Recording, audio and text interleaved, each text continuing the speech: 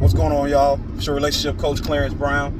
Hey, listen, man, they say oftentimes if you want to break up something great, you got to divide and conquer. If you want to come between anything great and divide it, you got to divide and conquer, right? And oftentimes in relationships, it's kind of the same mindset when it comes to trying to be right in an argument, trying to establish your point, and you name it. And I think that when it comes to communication, this is one of the biggest things that comes between two people trying to get on middle ground. And what that is when you are a type of person who loves to compare and conquer.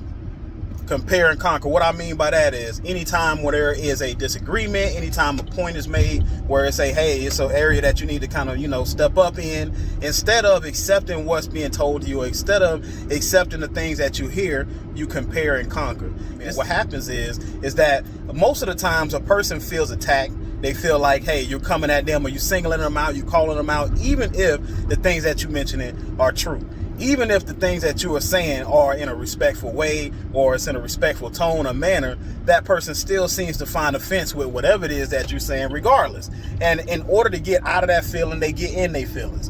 And what do? They compare and conquer. So anything that you say, they compare against what you've done in the past. They compare against what you're doing right now. They compare against some of the things that you have that are in your book that needs to be fixed and still be worked on. And all of those things, whether it be relevant to the topic or irrelevant to the topic, is still from one mindset of, instead of accepting or receiving the message, is to compare the message to one of the things that you feel like is an area of growth in that other person. And that's not going to get you nowhere. That oftentimes has happened. I've seen it happen in my own marriage where I try to make a point about something, or I try to speak up and speak my mind or speak my piece.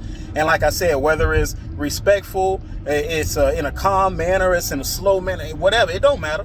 Why? Because it's going to get compared against what are the things that I need to grow in and the things that I need to improve upon. And ultimately, that's not going to get it, because it makes the person feel like their feelings don't matter, or what they see is irrelevant or has no value. So all I want to say is, if you want to come together, if there's a way that you and your partner can come to an agreement, that to me is the biggest thing, because sometimes you can agree to disagree in relationships. But if you're not able to accept some of the things that are told to you, if you're not able to accept some of the things that are said to you, even if the person is coming to you with respect, then that's toxic. You're never going to get anywhere in a relationship. So think about that, because in a lot of relationships, instead of trying to make it work, they try to compare and conquer. And ultimately, it's never going to lead you to a result or a resolution between you two. It's just going to further divide you.